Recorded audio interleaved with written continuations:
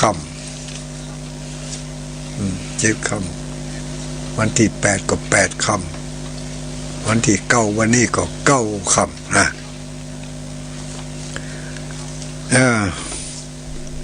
เรื่องของปฏิทินเนาะก็ตามสากลเจ้าโลกที่ได้ยึดถือปฏิบัติกันสืบตามเป็นจารีตหีดห้อยมาเพื่อเราได้ฮู้ ถึงวันเดือนปีเป็นจะได้ไปจะได้มาจะได้แล้วก็จะได้เป็นเครื่องหมายสัญลักษณ์กำหนดกฎตัวเอาไว้บ่ฮื้อหลงบ่ฮื้อลืมไปทางอื่นทางไกลดีคือกับผู้ฟังทั้งหลายบ่ว่าจะเป็นสมณะชีพราหมณ์หรือว่าจะเป็นฆราวาสวิสัยละอ่อนก็ดีคนใหญ่ก็ตามได้ยินได้ฟังก็คงจะเกิดประโยชน์บ่นักก็น้อยก็อย่างอื่นอย่างไกลก็เขาก็ได้อย่างอื่นอย่างไกลเขาก็ได้ยินได้ฟังกันมานักมาหลายอยู่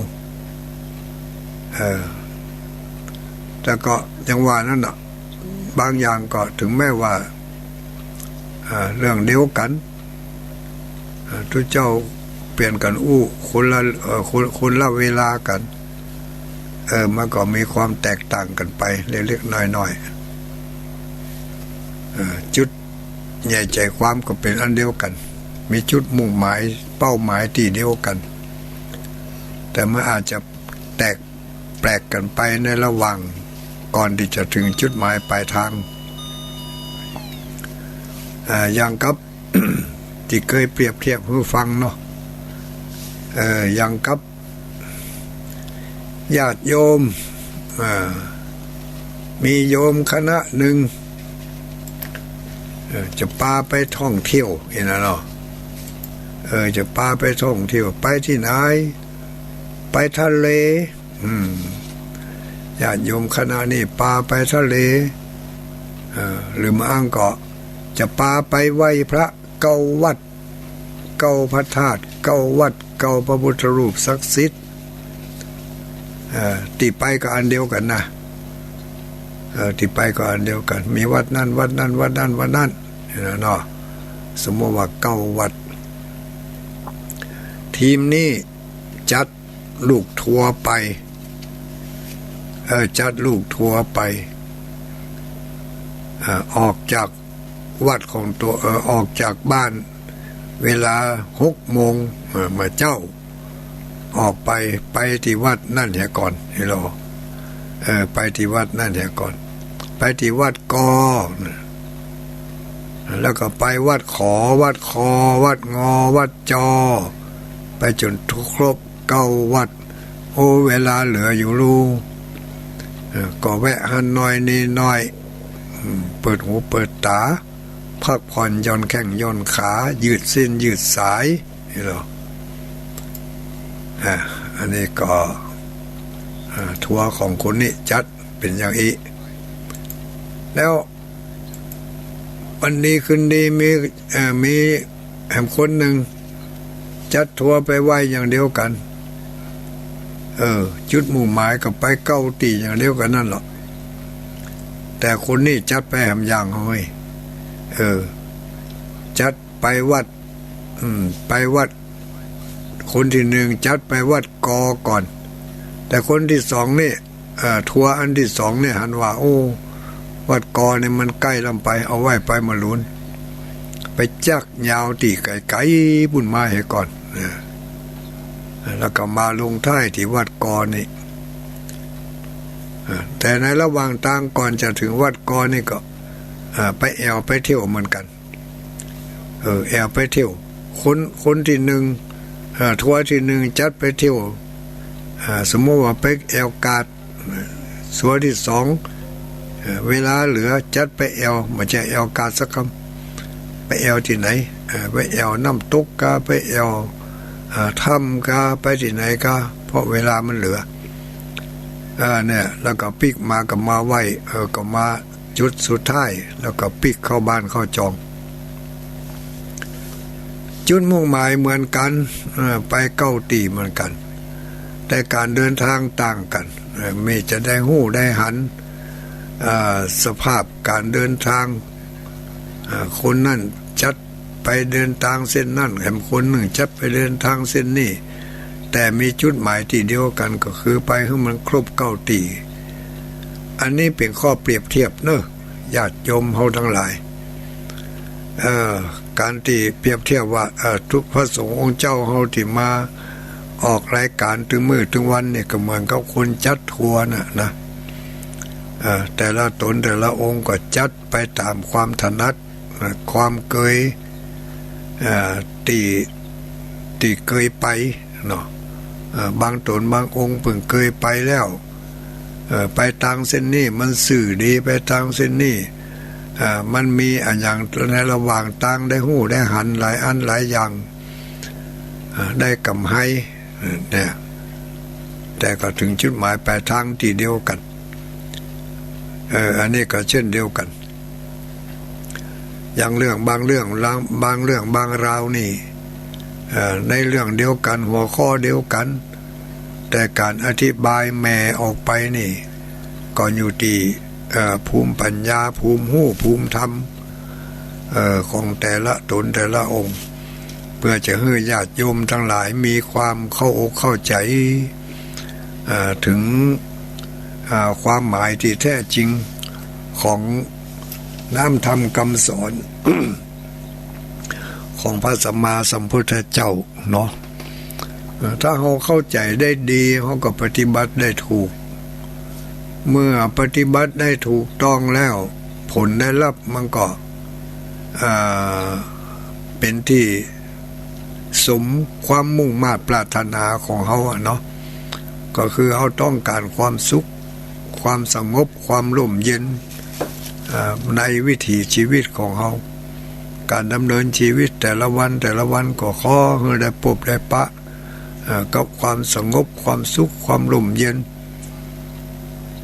อันนี้เป็นสิ่งที่เราพึงปรารถนา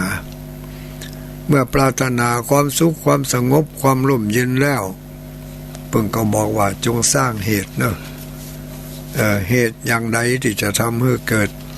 ความสุขความสงบความร่มเย็นในวันข้างหน้าเกิดความอบอุ่นจะได้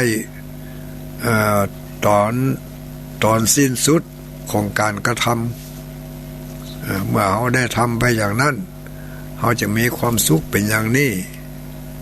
แล้วก็ความสุขที่จะได้รับนั่นก็อาจจะแตกต่างกันบางผู้บางคนก็ปรารถนาขอให้ได้เป็นโลกียสุขขอให้มันมีความสุขความสบายในปัจจุบันนี้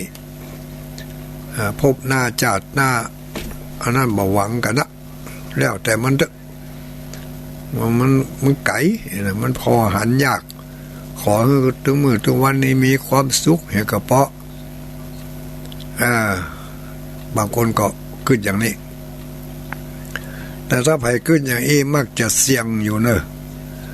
จะเสี่ยงหันเหไปในทางที่ว่าอาจจะผิดไปก็ได้เพราะว่าความสุขหรือว่าความพึงพอใจที่จะได้รับมุ่งแต่เฉพาะปัจจุบันในโลกนี่บ่อ้างถึงโลกหน้าภายหน้าพบหน้าจาดหน้าแต่ถ้าบ่อ้างอย่างนี้ก็มักจะเป็นอันตรายอยู่เป็นอันตรายอยู่เหมือนกันเนอะอย่างใดเหตุก็ดีเขาทั้งหลายญาติโยมท่านสาธุชนทุกผู้ทุกคนก็ลองมาฟังพอเนาะลองมาฟังพอคืนนี้จะมีจะนำมาให้ญาติโยมเขาได้พินิจพิจารณากันพินิจพิจารณากันว่าที่เขาเป็นอยู่ถึงมื้อถึงวันนี้เขามีสภาพมีความเป็นอยู่อย่างใดอีกแล้วเนาะมีความสภาพเป็นอยู่อย่างใดเขามี มีความสุขในการกินการอยู่การไปการมาการถือทรัพย์สมบัติมีเข้าของเงินทอง หรือว่ามีความทุกข์เกิดจากการที่เขามีทรัพย์สมบัติมีเข้าของมีเงินทอง หรือบ่มีผู้ที่ขออนุญาตกำก่อนเหรอเจริญพรว่าจะได้เจอกันบ้านแดงปีแต่ปีนี้มันติดเนี่ยโอนตังค์ตัวแล้วฮะโอนสตางค์ตัวแล้วโอนสตางค์ให้แล้วตังค์ไปหอมเตียนหอมสุดเตียนตอนนั้นแก้วนะครับอ๋อแม่วิไลกะคนไปเนี่ยวันที่2แล้วเจ้าอนุโมทนาเนอะเดี๋ยวถ้าอูจบก่อนเนาะสาธุจะบัตันแต่เหมาะเป็นยังได้รับทราบแล้วเนาะพอดีวันนี้ก็ไปแปลงละแปลงหลายอันหลายอย่างบึดจะบอกให้ฟังเอาเนอะสาธุ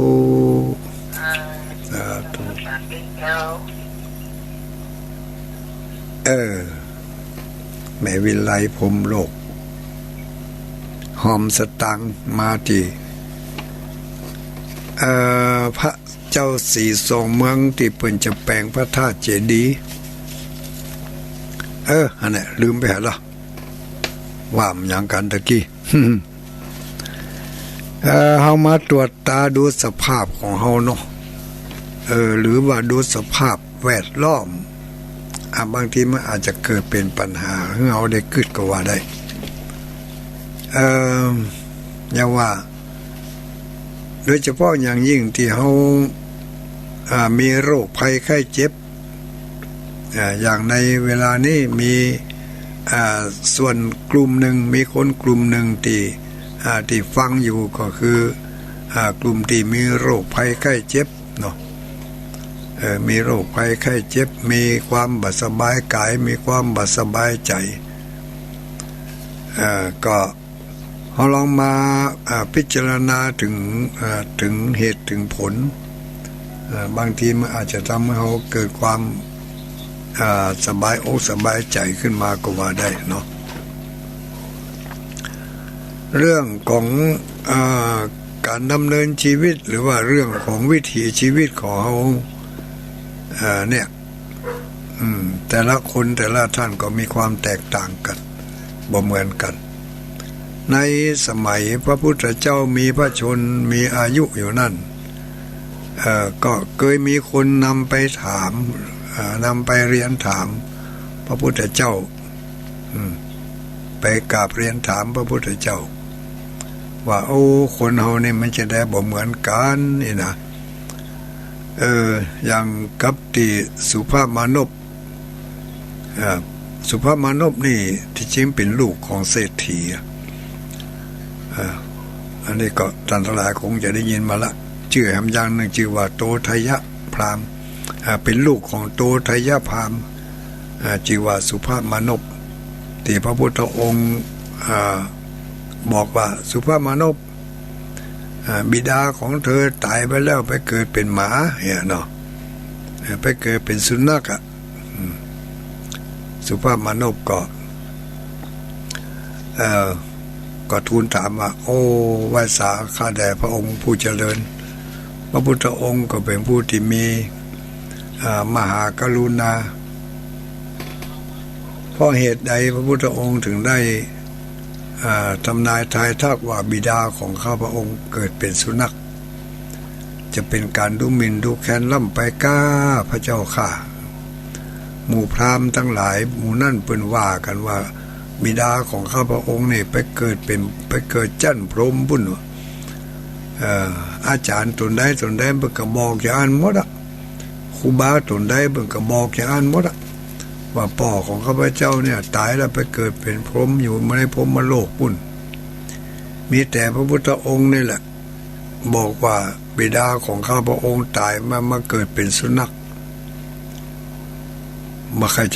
รจะพอใจสักต่อใดเนอะพระพุทธเจ้าข้าเนาะจังแต่ว่ามีหลักฐานหรือไม่พระองค์สุภามานพถามพระพุทธเจ้าก็บอกว่าอันที่ตถาคตอู้มานั่นมาอู้ออกไปแล้วมามีกรรมใดที่ว่าบ่จริงเมื่ออู้ว่าจริงก็คือจริงอู้ว่าบ่จริงก็คือบ่จริงตีบิดาของเธอตายไปเกิดเป็นสุนัขเนี่ยหลักฐานมีอยู่ก็คือสุนัขนั่นแหละสุนัขนั่นแหละเป็นหลักฐานเมื่อก่อนจะตายเนี่ยเมื่อบิดาของเธอยังมีชีวิตอยู่นี่เป็นคนที่คิดเจนีเหนียวแน่นเข้าสักจ้อนหนึ่งก็บ่เคยใส่บาตรดอกสักกำสักดอกหนึ่งก็บ่เคยเอาไปบูชาบ่เคยเคารพนับถือพระรัตนตรัยเลยมีแต่จะมีอย่างเดียวคือเก็บทรัพย์เก็บหอมทรัพย์สมบัติไว้ทิกไปบ่พอทรัพย์สมบัติที่เก็บไว้ก็กลัวว่ามันจะมีโจรมีอย่างมาขโมยโดยลักเอาไปแล้วก็เก็บไปซ่อนไปฝังไว้ที่จุมปวกแต่ว่าเพิ่นบ่ได้บอกเธอแม่นก็พระพุทธองค์ถามสุภามนพก็ว่าบ่ได้บอกพระเจ้าค่ะถ้าจะอ่านเธอลงไปถามสุนัขแหละว่า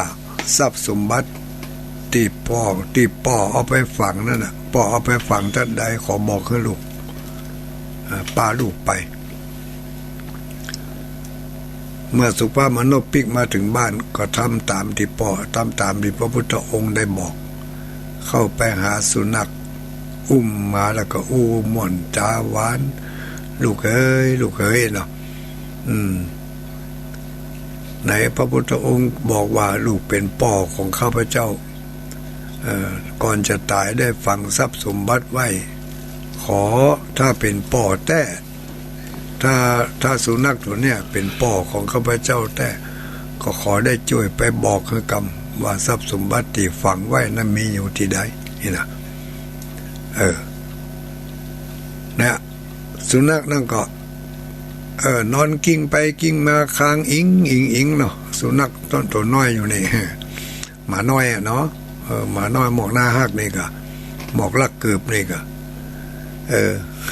มันชอบลักเกือบลูกหมาน้อยวัดนี่ก็มีเหมือนกันละเดี๋ยวนี้ไปไม่แอววัดนี่มันจังชอบลักเกือบสุภามนพก็ถามเมื่อถามแล้วหมาตัวนั้นก็แสดงกิริยาอาการโดยความปอกปอใจแล้วก็ลูกเดินไป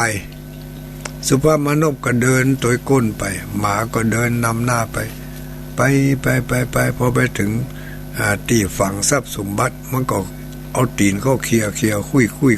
ยสุภามนพก็แปลกใจว่ามันอู้หู้เรื่องนี่วะไอ้นะมันก็มาคุยคือพอสุภามนพก็ใจบริวารบอกว่าลองขุดพอแล้วมันยังอยู่ปื้นนี่เขามานั่งกับปากันขุดไปโอ้ญาติโยมทั้งหลายทองทั้งนั้นโตแต่ยาพามได้เอาทองไปฝังไว้หั่นเลยลืมบอกคือลูกคือเต้าคือเมีย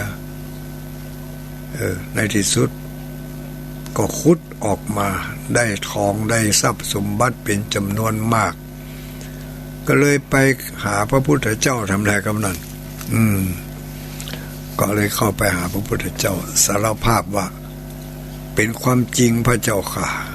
อย่างที่พระพุทธองค์ได้บอกเอาไว้พระพุทธองค์ไม่ใช่คนธรรมดาแน่นอนพระพุทธองค์จะต้องเป็นเทพเจ้าเป็นเทวดาเป็นผู้วิเศษสามารถหู้สามารถหันสามารถท ทำนายได้ว่าป่อของข้าพเจ้าไปเกิดเป็นมาอย่างแต่แล้วก็ประกาศตนยอมรับนับถือพระพุทธศาสนาวันดีคืนดีก็พากันไปแอวหาพระพุทธเจ้าพาพวกบริวารไปมีอยู่วันหนึ่งสุภาพมานพเกิดความกังขาปริวิตกสงสัยสภาพแวดล้อมของตัวเองหันสภาพแวดล้อมแล้วก็เกิดความสลั่งสังกาก็จึงผูกจำเอาไว้ถ้าได้ไปหาพระพุทธเจ้าจะถามเปิ่นกะมอถ้าได้ไปหาพระพุทธเจ้าจะถามเปิ่นกะมอเห็นนะก็มีอยู่วันหนึ่งมีโอกาสดีปาบริวารญาติพี่น้องมิตรสหายหลายผู้หลายคนไปเลี้ยงเพลพระไปเลี้ยงเพลทุเจ้าพระสงฆ์องค์สังฆเจ้ามีพระพุทธเจ้าเป็นประธานเมื่อฉันเพลเสร็จเรียบร้อยแล้วพระสงฆ์อนุโมทนาปั่นป้อนอย่างเสร็จได้จังหวะได้โอกาสได้เวลาที่แรกจะปิกกลมปิกเตือพัดเวอพัดว่าอย่างนั้นใจหนึ่งก็ใครถามปัญหาใจแหมใจหนึ่งก็กลัวพระพุทธเจ้าบ่ตอบหรือว่าตอบบ่ได้ก็เอาละจะได้ว่าเป็นได้เพียงกันเมื่อพระพุทธองค์เข้าไปในประทับโดยในที่ประทับแล้วก็เลยมอบการเข้าไปเสร็จแล้วก็ทำอ้ำอึ้งอยู่พระพุทธองค์ก็ตักถามขึ้นมาก่อนเลยว่าสุภมานพคือมีปัญหาในใจอันยังที่จะใครถามก็ให้ถามมาได้แล้วจะตอบคำถามของเธอ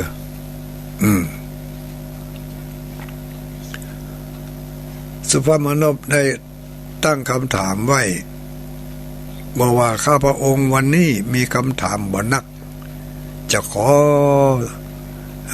กราบเรียนถามกราบทูลถามพระพุทธองค์สัก6-7 ข้อ6-7กู้เป็นข้อนะข้อไหนมันมีกู้มันเป็นกู้เรียกว่า7คู่7ปัญหา7คู่กู้ขอพระพุทธองค์ได้ทรงทำความกระจ่างให้แก่ข้าพระองค์จิมสุภมานพได้จะตั้งคำถามละพระพุทธองค์ก็บอกว่าเธอถามมาแล้วเราจะตอบ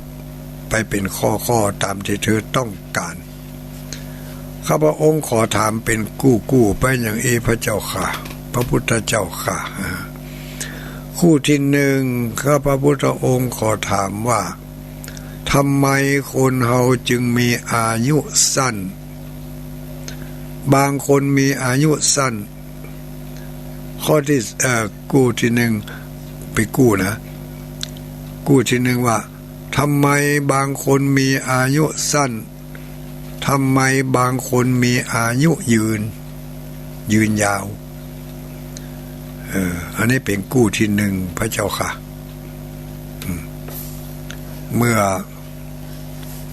สุภมานพตั้งคำถามอย่างนี้พระพุทธองค์ก็บอกว่าเธอถามมาให้ครบถึง14ข้อนั่นน่ะถึง7กู้นั่นน่ะแล้วเราจะบอกเป็นอย่างไปสุภมานพขอทูลว่าถ้าจะอ่านบางทีอาจจะทำให้ข้าพระองค์และพุทธบริษัทเข้าใจยาก จะขอให้พระพุทธองค์ได้แถลงเป็นข้อได้ตอบเป็นข้อไปก็แล้วกันญาติโยมทั้งหลายเข้ามาเดี๋ยวนี้เหมือนกับว่าเขานั่งเป็นบริวารของสุภมานพก็แล้วกันเนาะเขาไปตัวสุภมานพนำหน้าเขาไปสุภมานพตั้งคำถามพระพุทธเจ้าว่าบางคนมีอายุสั้นเป็นเพราะอะไรอย่าง บางคนมีอายุยืนเป็นเพราะอะไรพระพุทธองค์ตรัสตอบว่าคนที่เกิดมามีอายุสั้นก็เพราะว่าในอดีตชาติปางก่อนเขาเคยเป็นคนชอบฆ่าสัตว์ตัดชีวิตบ่มีศีลห้าบ่มีกุลุธรรมห้า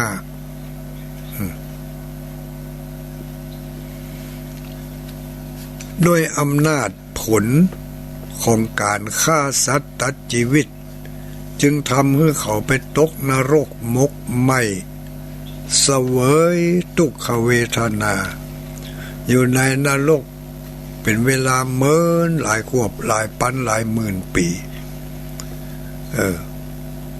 เมื่อหมดกรรมนั่นก็มาเกิดเป็นมนุษย์โดยอำนาจเศษของกรรมที่เหลืออยู่ที่ทำให้เขาอายุสั้นเพราะว่าเขาเคยฆ่าสัตว์ตัดชีวิตที่เขาเคยฆ่าสัตว์ตัดชีวิตทำเป็นประจำแล้วจึงทำให้เขามีอายุสั้นส่วนคนที่มีอายุยืนยาวนั้นก็เพราะว่าในอดีตชาติปางก่อนเขาเป็นคนมีศีลห้ามีกุลุธรรมห้าเมื่อเขาตายจากมนุษย์โลกไปแล้วก็ได้ไปเกิดในสุคติที่ดีได้เกิดในสุคติที่ดีเช่นว่าไปเกิดในเมืองสวรรค์ไปเกิดในเมืองมนุษย์ในภูมิที่ดีเมื่อพ้นจากภูมินั่นแล้วมาเกิดเป็นมนุษย์แถมด้วยบุญที่เขาได้รักษาศีลบ่ฆ่าสัตว์ตัดชีวิตบ่เบียดเบียนคนอื่นสัตว์อื่นได้รับความเจ็บปวดเจ็บช้ำบุญของเขาก็หนุนส่งให้เขาได้มีอายุมั่นยืนยาวอันเนี้ยคนที่มีอายุยืนยาวมักเป็นอย่างนี้แล้วคนที่ชอบฆ่าสัตว์ตัดชีวิตนี่บ่ใช่แต่จะมีอายุสั้นอย่างเดียวอันนี้แม่ไปเนอะเพิ่นมีเพิ่มอธิบายเพิ่มได้แถมในบางที่บางแห่งเพิ่นก็บอกว่าผลกรรมที่ได้ผลวิบากที่ได้จากการกระทำกรรมคือการฆ่าผู้อื่นสัตว์อื่นนั่นน่ะเกิดมาในภพนี้ชาตินี้จึงทำให้เป็นคนพิกลพิการนะมีร่างกายพิกลพิการโดยเศษกรรมที่เหลือจากที่โป้นจากนรกไปเสวยวิบากกรรมในนรกแล้วทีนี้เมื่อหมดกรรมอันนักในนรกก็เหลือเศษของมันได้มาเกิดเป็นมนุษย์ก็จะทำให้มีเป็นคนพิกลพิการร่างกายผสมประกอบ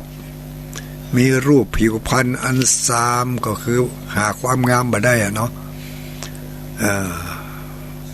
แล้วก็เป็นคนที่มีโรคภัยไข้เจ็บมาเบียดเบียนอยู่ตลอดเป็นคนที่บอกให้จะมีสุขภาพสมบูรณ์แข็งแรง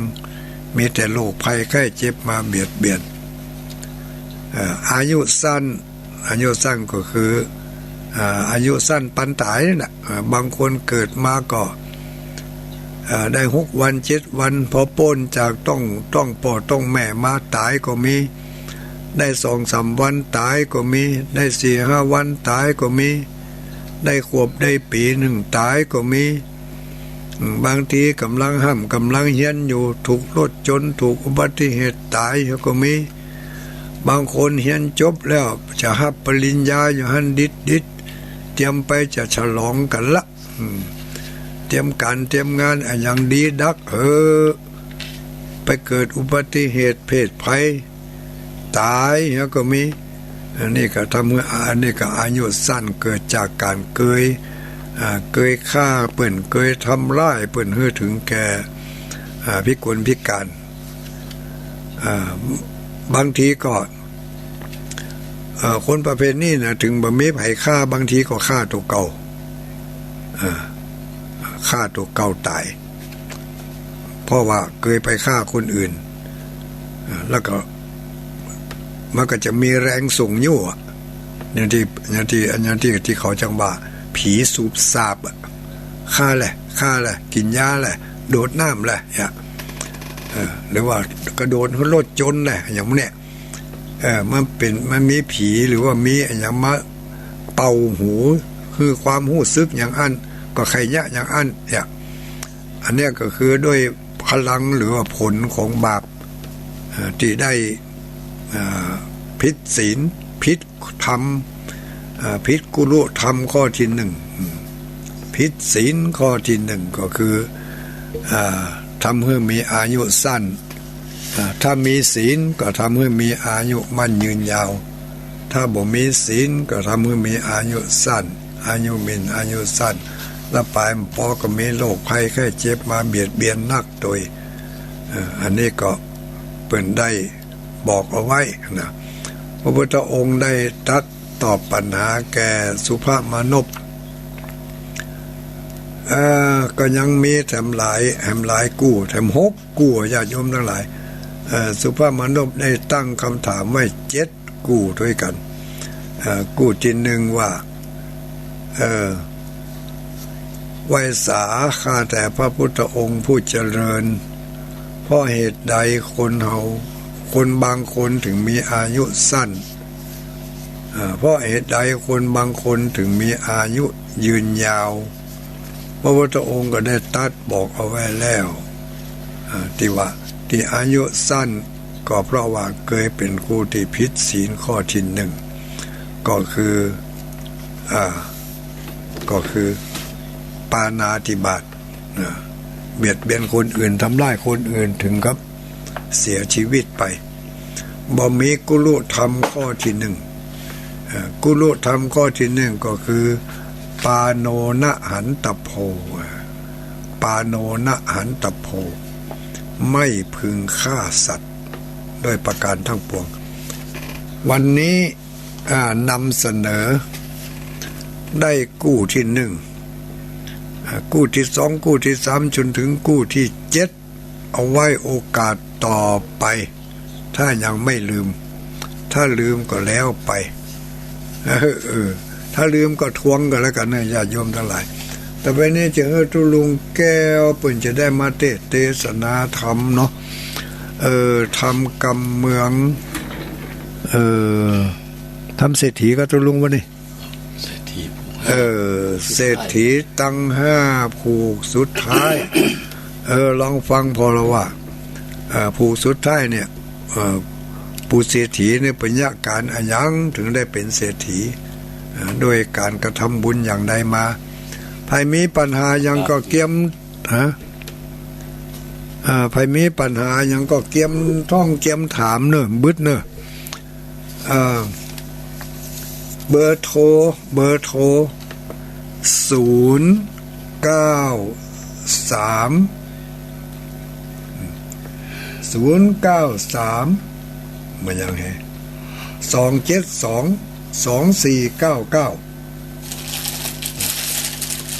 093-272-2499มึงก็โทรมาเนอะญาติโยมทั้งหลายตอนนี้ฟังโทรมาเตือนนะฟังตุลุงอันนี้เปิ่นมีผู้บริจาคกันเทศมานี่เนอะแม่บัวเร็วมีชัยนี่ถวายกันเทศตุลุงกันเทศวันนี้เนอะแล้วก็แม่บัวเร็วมีชัยเหมือนกันถวายก้าน้ำก้าไฟก้าอินเทอร์เน็ตอันนี้ก็ขออนุโมทนาพร้อมกันนี้ก็มีนายชัยรัตน์นางเกษรอันนี้พร้อมด้วยครอบครัวร่วมทำบุญสร้างห้องน้ำห้องสุขาที่พระธาตุพระเจ้าศรีทรงเมืองพระเจ้าศรีทรงเมืองก็ มีความคืบหน้าประการใดจะแจ้งให้ทราบเป็นระยะเนอะระยะนี้กำลังแปลงห้องน้ำห้องสุขาอยู่แต่เจ้านี่เอาถังมาแกนหนึ่งบันเล็กบันเล่นสูง2 เมตรปลายกว้างมันเมตรกว้างมัน1.60 ค่ะใครเป็นเจ้าภาพถังแกนี่เอาไว้เก็บน้ำใครมีความร่มความเย็นใครมีความสุขความสบายตานถังน้ำเนอะนิมนต์ตัวลุงรับโทรศัพท์ก่อนเจริญพร ก็ขอความเจริญผาสุขสวัสดีจงมีแก่บรรดาพ่อแม่พี่น้องคณะศรัทธาสาธุชนทุกท่านวันนี้ก็ได้มาพบกันเหมือนเดิมก่อนอื่นก็ต้องขอบคุณสถานีวิทยุทุกๆสถานีที่ได้ก็เกี่ยวเอารายการนี้ไปออกณสถานีของท่านซึ่งก็จะเป็นพระอานิสงส์ที่จะหนุนนำส่งให้ท่านได้ไปพบแต่สิ่งที่ดีในอนาคตการนะและอีกประการหนึ่งก็วันนี้ก็อากาศก็รู้สึกว่าจะเย็นขึ้นมาแล้วก็สำหรับปู่อุ้ยแม่อุ้ยก็พยายามรักษาเนื้อรักษาตัวเนื้อปู่อุ้ยแม่อุ้ยเนื้อทำตัวให้มันอบอุ่นเอาไว้กินน้ำร้อนกินน้ำอุ่นจะไปกินน้ำเย็นนะเดี๋ยวจะทำให้มันสบายกันเนาะอากาศเดี๋ยวมันเปลี่ยนแปลงง่ายเชื้อโรคก็นักนะ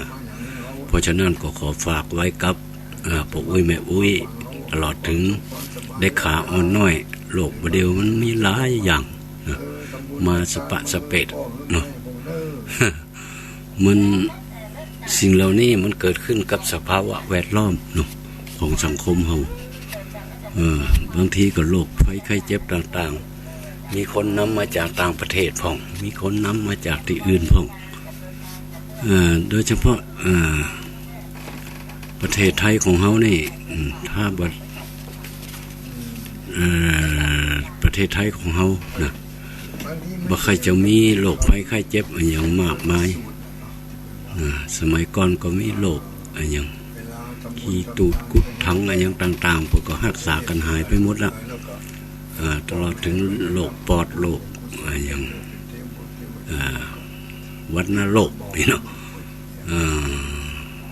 เดี๋ยวเพิ่นก็รักษาหายกันละเพิ่นมียุคมียาแต่มันยังมีโรคแถมโรคเดี๋ยวนี้เข้ามาจากต่างประเทศก็คือโรคโควิด -19 เนี่ยมันบ่มีวัคซีนบ่มีอะไรอย่างที่จะมาป้องกันกับเด้อเพราะฉะนั้นก็หมู่เฮาปู่อุ้ยแม่อุ้ยเวลาเข้าสังคมเข้าอันยังก็ใจจะไปลืมใจหน้ากากก่อนกินข้าวกินน้ำก็ล้างมือโดยสบู่นะหรือว่าล้างมือโดยเจลที่พอจะหาได้ในบ้านเนาะก็ขอฝากไว้กับบรรดาคณะศรัทธาญาติโยมทุกคนด้วยเนอะวันนี้ก็จะได้นำเอาธรรมเศรษฐีทั้ง5ผูกที่5ผูกสุดท้ายเนาะมาสาธยายและมาเทศน์ให้บรรดาพ่อแม่พี่น้องคณะศรัทธาสาธุชนทั้งหลายได้รับฟังกันก็เป็นผูกสุดท้ายแล้วนะพอทำเรื่องนี้มันเป็นผูกเนาะมันไม่ได้เป็นเรื่องนะแต่ละผูกก็แต่ละเรื่องมันเศรษฐี5 คนเนี่ยมันแตกต่างกันนะวันนี้ก็ขอฝากไว้เนอะก็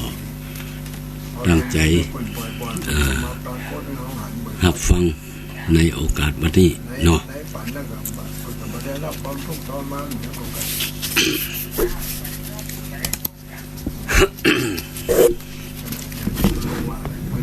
นะโม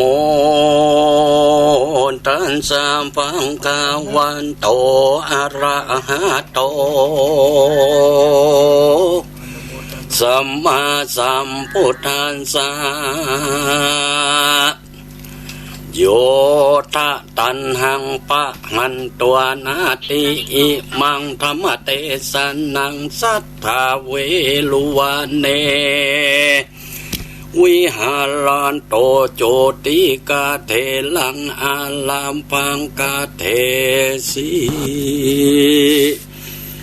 สัทธาสัมปัญโยพระพุทธเจ้าเมื่อทรมันอยู่สำลานเวลุวันนะอารามอันมีที่ไกลเวียงลาสคาหะนครพักก็ปาลบจึงโจติกาเทนเป็นเหตุพระก็เตสนายังกถาอันนี้มีตนว่าโยตตันหังปะหันตานาติดังนี้แลอายังอนุภูปิกถาอันจาโดยจาติกาวัตถุนักปราชญ์เจ้าผู้มีปัญญาเปิงหูดังนี้เตอฮีโดยมีเตและกิละดังจากหูมานีอติเตกาเลในกาละอันล่วงแล้วเสียงจีละการนานนักวันนั้นยังมีกระตุ่มปีก2 คนพี่น้องอาศัยอยู่ในแห่งห้องเมืองปราณสีก็กระทำการยังให้ปลูกอ้อยก็มีแลเองกะทิว่าสั่งอย่างนี้ยังมีในวันหนึ่งกระตุ่มปีกใจผู้เป็นน้องได้ตัดเอาอย่างอ้อย2 มัดเอาไว้หือใจอายแห่งตน1 มัดเอาไว้จึงตน1 มัดนั่นแหละอันว่ากาละเมื่อก่อนกิจจะอันจักอีดอ้อยนั่นก็บ่มีเตื้อแลกันว่าคนตั้งหลาย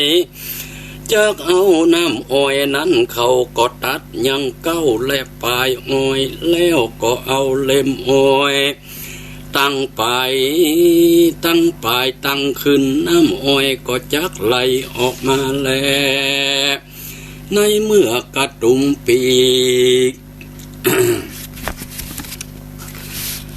ปงจักเอาน้ำอ้อยนั่นเล่าก็มีพระปัจเจกเจ้าตนหนึ่งอยู่ในคันธมา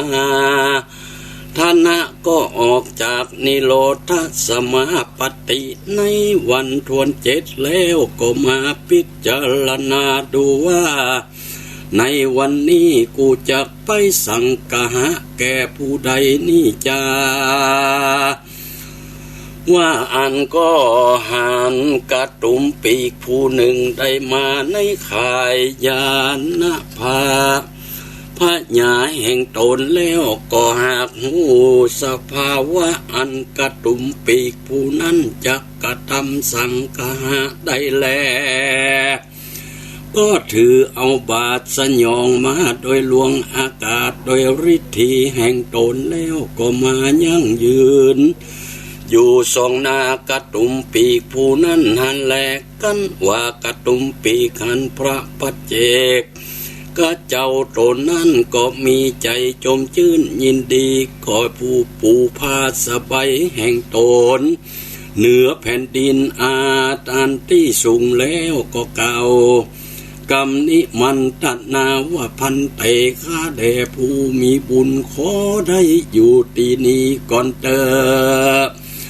ว่าอันแล้วพระปัจเจกเจ้าก็นั่งอยู่กระตุ่มปีกผู้นั้นพร้อมกับเมียก็เอาลำอ้อย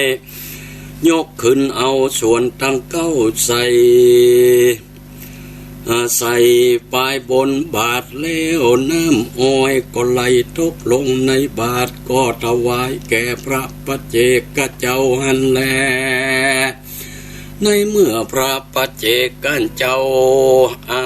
ฉันน้ำอ้อยนั้นแล้วกระตุ่มปีกผู้นั้นก็คนิ่งใจว่าน้ำอ้อยแห่งกูนี่พระปัจเจกเจ้าก็ได้ฉันไปแล้วแล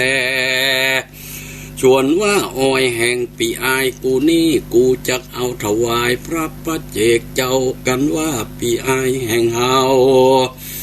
จักเอากาเอา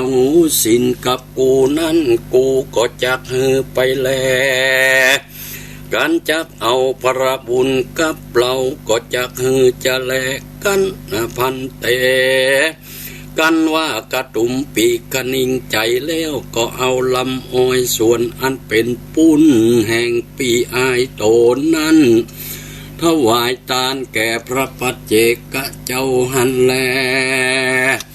พระปัจเจกเจ้าในเมื่อฉันน้ำอ้อยแล้วก็มักให้แจกน้ำอ้อยแก่พระอรหันตาทั้งหลายอันอยู่ในกันทมาธนะปัปปตามีประมาณว่าได้500 ตนดังอันก่อนน้อมรับทานยังน้ำอ้อยหันแลแล้วกระตุ่มปีกผู้นั้นก็ตั้งกำผาธนาว่าพันเตอันข้าได้ถวายทานนี้ก็ขอให้ข้าได้เสวยสัมปติในเทวโลกโดย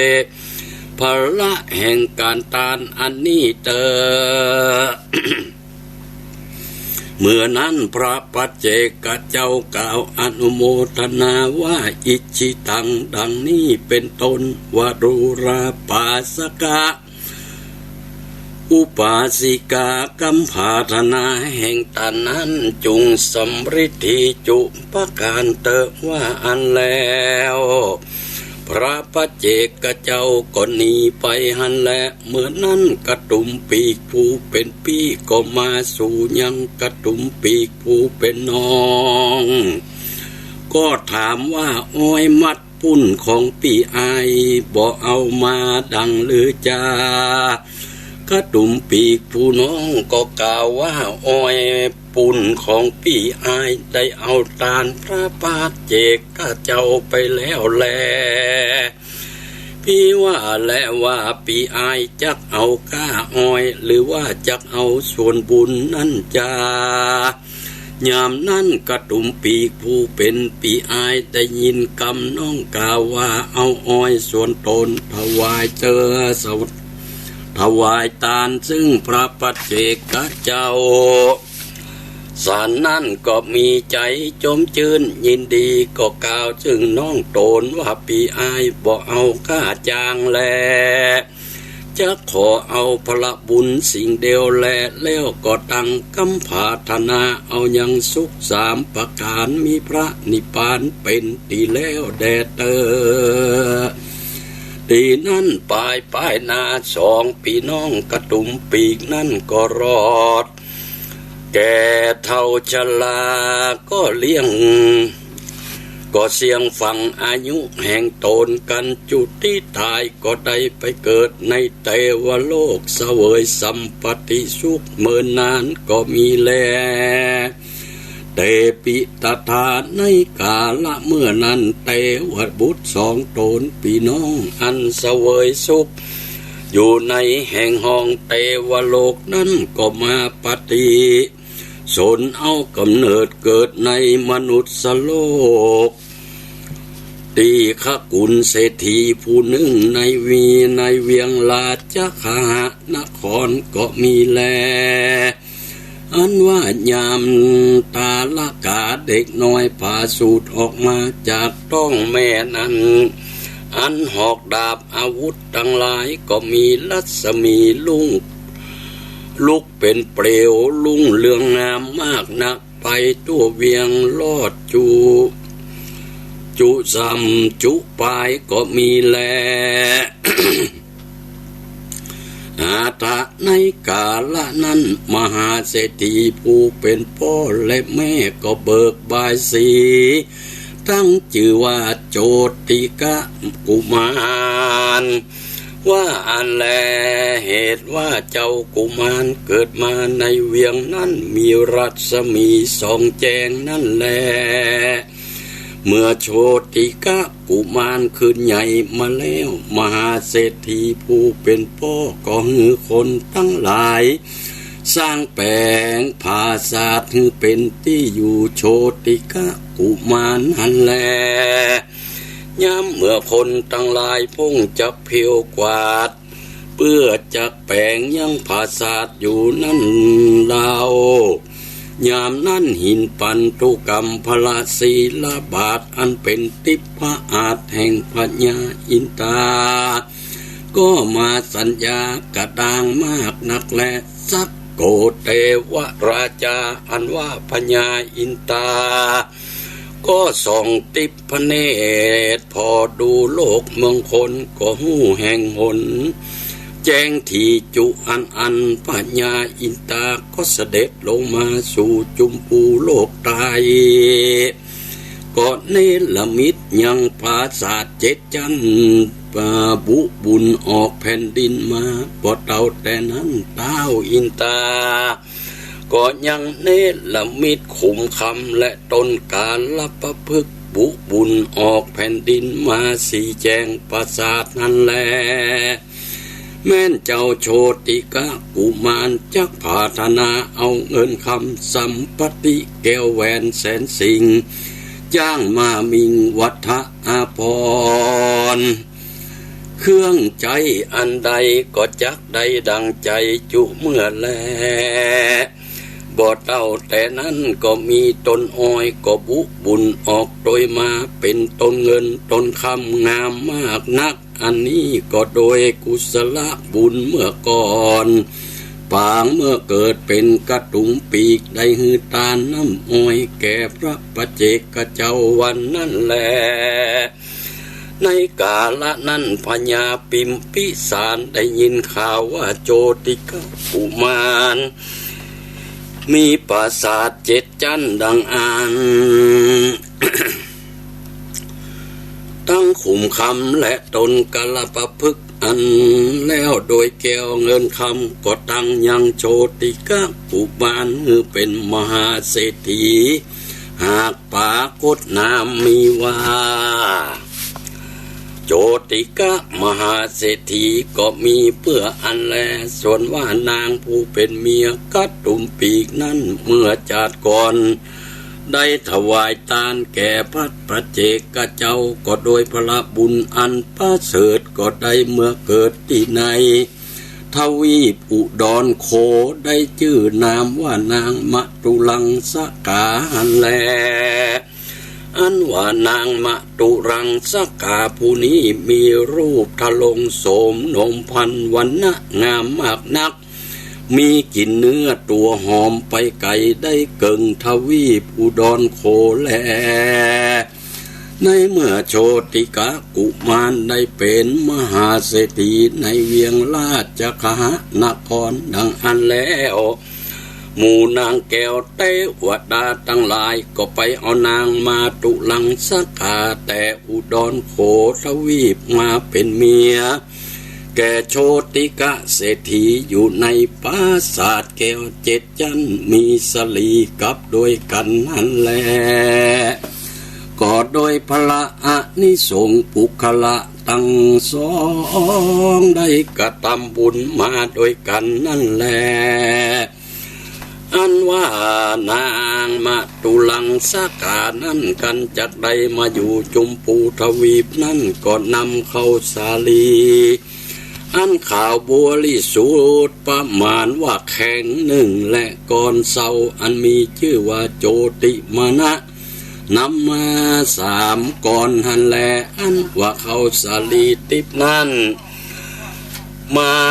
ตลาว่าแข่งเดียวก็เตียงก็เลี้ยงคนตั้งหลายได้กินอิ่มประมาณว่าได้10,000 คนต่อเต้ากลุ่ม1 ปีจะแลกกันคนตั้งหลายจะกินข้าวสาลีนั่นก็นำไปใส่ยังหม้อ